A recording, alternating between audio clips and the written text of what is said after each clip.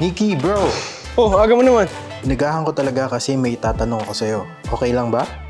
Oh, okay lang, pero sama mo na lang ako mag-workout dito sa third floor sa Banawe. Ano, tara? No problem, bro. Tara.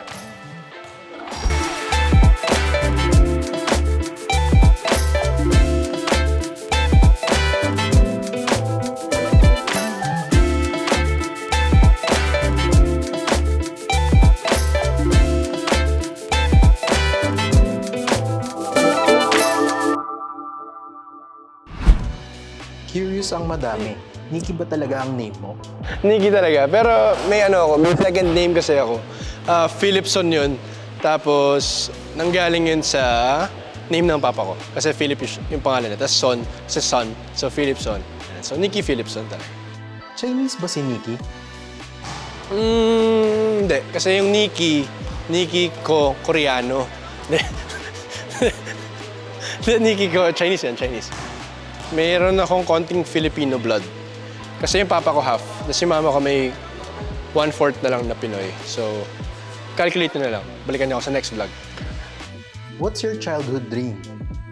Ang childhood dream ko, ayan, basketball. Maging NBA player. Pero dahil 6'4 lang kasi yung height ko, kaya alam niyo na. Who do you look up to? Who do I look up to? Actually, maraming tao ang nililook up to ko. Kasi for every person kasi meron tayong mga characteristics na nakikita. Sa mom ko, siya yung una dahil selfless si mama ko and napakasipag. Tapos my brother, si David, ligaw ko. Sa kanya ko nakita yung pagiging consistent talaga. From waking up early to doing workouts sa morning, meditation, plus yung dedication niya sa businesses niya at sa trabaho niya dito sa pagiging artista.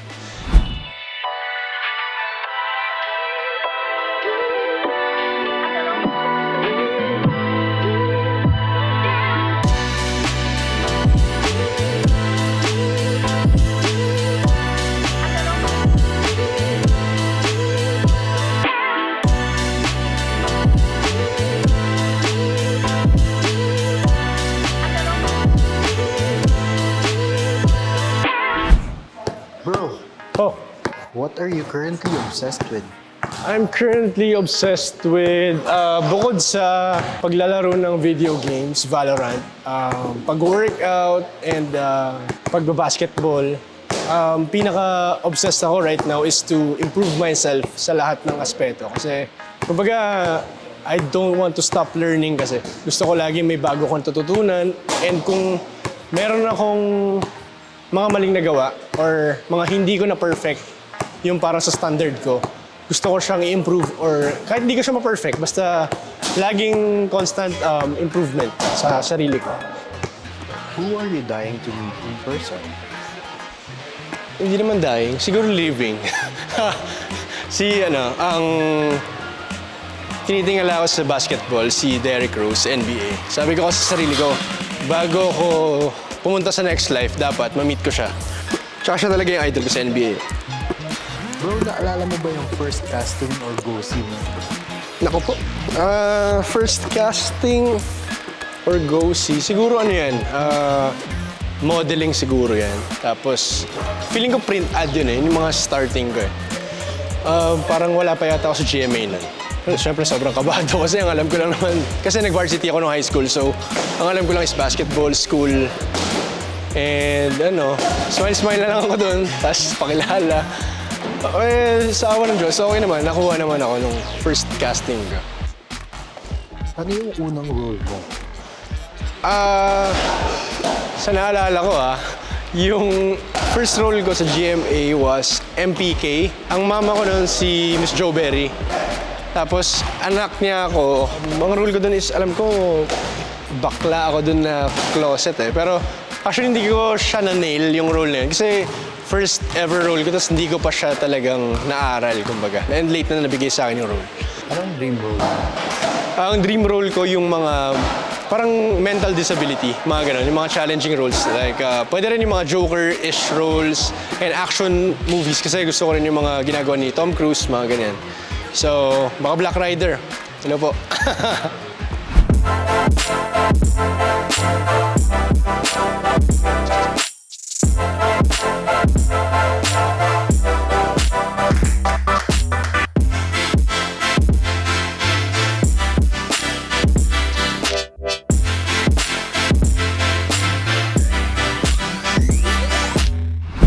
Nikki, what angers you the most?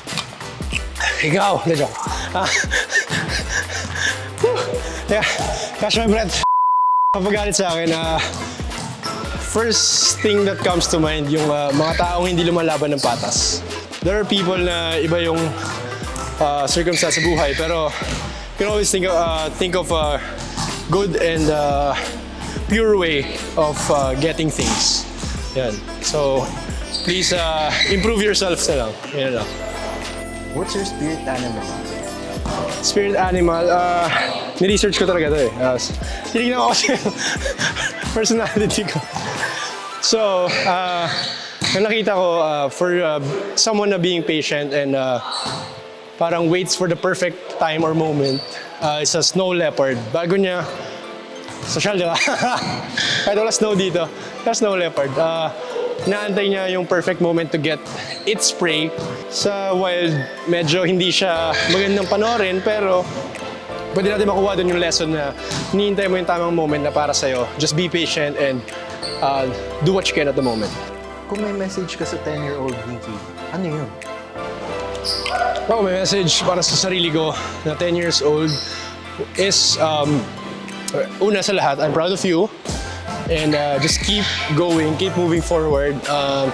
Hindi ka man the best person that I know, pero alam ko na everyday sinusubukan mong matuto at mag-improve na sarili mo, and one day, bibigyan ng mundo yung para sa'yo. Other than your family, kanino ka humingi ng advice? Advice, nakukuha ko siya sa mga friends ko. Siyempre, sila naman yung kasangga mo kapag wala dyan yung family mo eh. Yung mga natuturi ko talaga yung friends, sila yung hiningi ko ng advice. At siyempre yung handler ko, si Kirap, na laging nandyan na one text away palagi. Kahit anong oras, nagre-reply yun. So, salamat sa inyo.